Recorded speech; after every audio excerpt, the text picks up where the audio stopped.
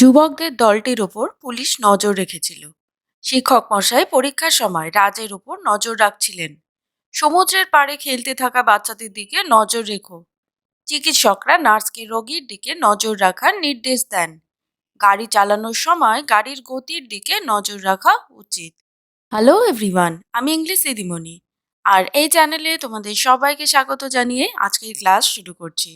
আজকের বাক্যে আমরা যেই অংশগুলোকে হাইলাইট করেছি আমরা দেখতেই পাচ্ছি যে সেই কথাগুলো হলো নজর রেখেছিল, কিংবা নজর রাখছিলেন, কিংবা নজর রেখো, মানে আমরা নজর রাখার কথা বলছি। তাহলে এবার যখন আমরা কোনো বাক্যে এই ধরনের কথা বলছি যে নজর রাখা, তখন কিন্তু আবার আমরা এভাবেও বলতে পারি যে নজরে রাখা, বা আবার এভাবেও আমরা বলে থাকি যে চোখ রাখা, মানে কোনো কিছুর ওপর চোখ রাখা।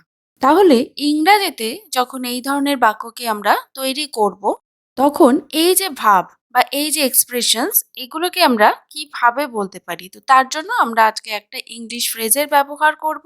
আর সেই ইংলিশ ফ্রেজটা হচ্ছে keep an eye on. Keep an eye on. এবার এই ইংলিশ ফ্রেজটাকে আজকে যে বাংলা বাক্যগুলোকে আমরা নিয়ে নিয়েছি তার উপর বসিয়ে দেখব যে কিভাবে ইংরাজিতে সেন্টেন্সগুলো তৈরি হচ্ছে। তবে তার আগে এই চ্যানেলে যদি কেউ নতুন হয়ে থাকো যে এখনো চ্যানেলটাকে সাবস্ক্রাইব করোনি, সে কিন্তু অবশ্যই চ্যানেলটাকে সাবস্ক্রাইব করে নিও। আর তার সাথে পাশে থাকা বেল বাটনটা প্রেস করতেও ভুলো না। আমাদের আজকের ক্লাসের প্রথম বাক্য হচ্ছে, আপনি কি খাচ্ছেন সেদিকে আমার নজর রাখা দরকার। তার মানে এখানে হয়তো এমন কাউকে এরকম একটা দায়িত্ব দিয়েছে যে তাকে অন্য আরেকজন কি খাচ্ছে সেই দিকে নজর রাখতে হবে বা দৃষ্টি রাখতে হবে, মানে উল্টো পাল্টা খেলে চলবে না।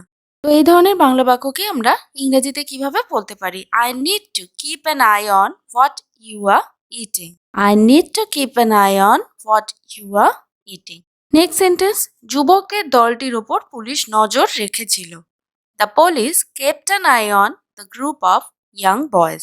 তাহলে এখানে আমরা বাক্যর দ্বারাই বুঝতে পারছি যে এই সেন্টেন্সটা পাস্ট টেন্সে আছে।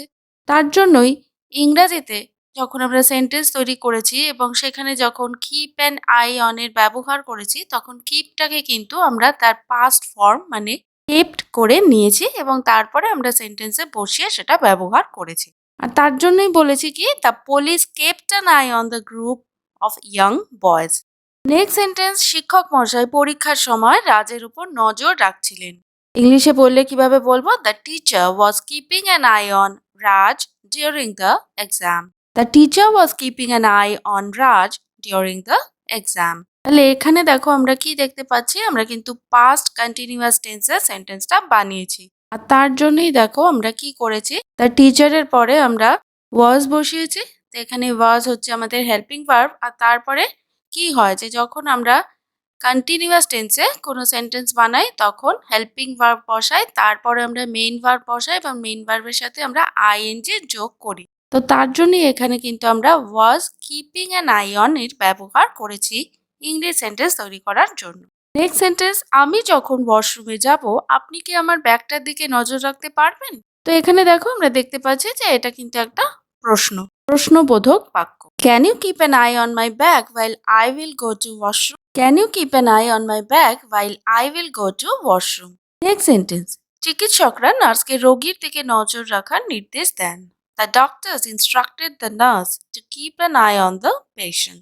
The doctors instructed the nurse to keep an eye on the patient. Next sentence, সমুদ্রের পাড়ে খেলতে থাকা বাচ্চাদের দিকে নজর রেখো। Keep an eye on the children playing on the beach.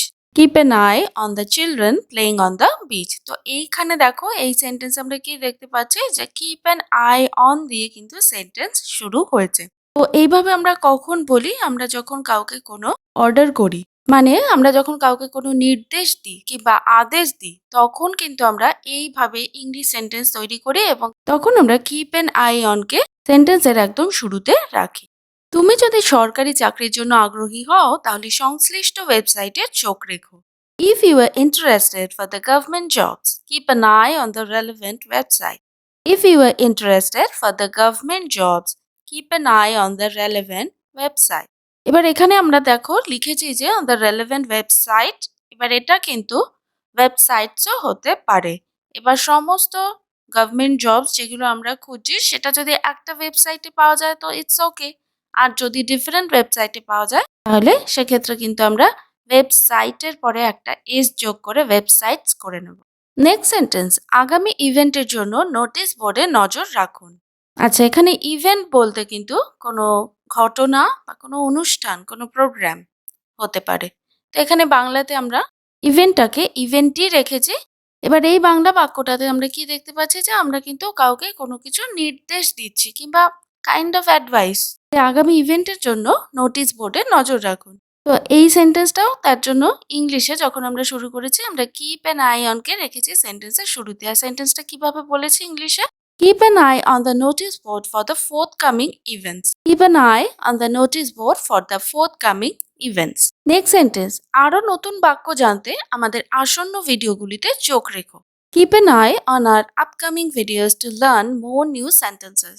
Keep an eye on our upcoming videos to learn more new sentences.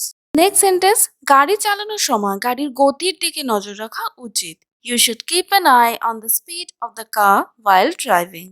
You should keep an eye on the speed of the car while driving. আবার এই সেন্টেন্সটা কিন্তু আমরা এভাবেও বলতে পারি যে keep an eye on the speed of the car while driving. ঠিক আছে, কারণ এখানেও কিন্তু আমরা কাউকে কিছু উপদেশ দিচ্ছি কিংবা নির্দেশ দিচ্ছি যে এটা করা উচিত। তাহলে দেখো কত সহজেই আজকে আমরা একটা English phrase keep an I অনকে ব্যবহার করে ইংরেজিতে কি করে সেন্টেন্স তৈরি করতে হয় সেটা শিখে নিলাম। চলে এসেছি আমরা আমাদের আজকের ক্লাসের একদম লাস্ট সেন্টেন্সে। আর সেন্টেন্সটা কি? মিস্টার সেন এই প্রজেক্টে কাজ করা সবার উপর নজর রাখছেন। মিস্টার সেন এই প্রজেক্টে কাজ করা সবার উপর নজর রাখছেন।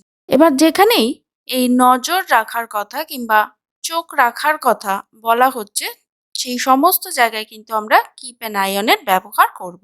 তাহলে আজকের এই সেন্টেন্সটাই হচ্ছে তোমাদের সকলের জন্য হোমওয়ার্ক। আর কিভাবে আজকের ক্লাসে শিখে নেওয়া ফ্রেজটাকে ব্যবহার করে এই সেন্টেন্সটাকে আমরা ইংরেজিতে তৈরি করে নিতে পারি আর কি হবে সেই ইংলিশ সেন্টেন্সটা সেটাই কিন্তু তোমরা আমাকে লিখে জানাবে আজকের কমেন্ট সেকশনে।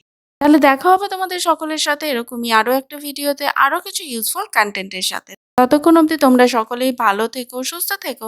Stay safe and healthy. Bye bye. Thank you.